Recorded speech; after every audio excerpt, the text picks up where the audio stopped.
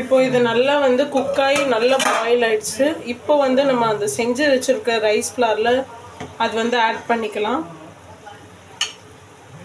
First இது cook ஆகிட்ட பிறகு நல்லா பாயிலில் மசாலா அந்த சால்ட் எல்லாம் கரெக்டாக இருக்கான்னு செக் பண்ணிக்கோங்க.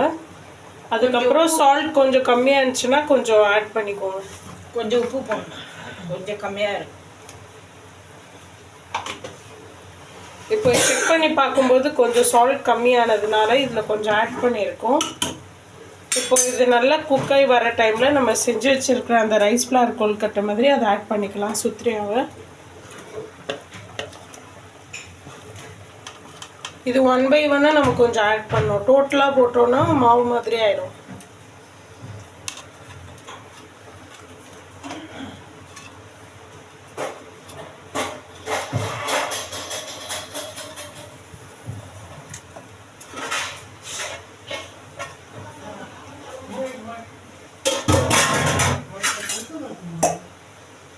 இதை போட்ட பிறகு கொஞ்சம் லைட்டாக மிக்ஸ் பண்ணலாம். மிக்ஸ் பண்ணிட்டு க்ளோஸ் பண்ணி வச்சிடணும்.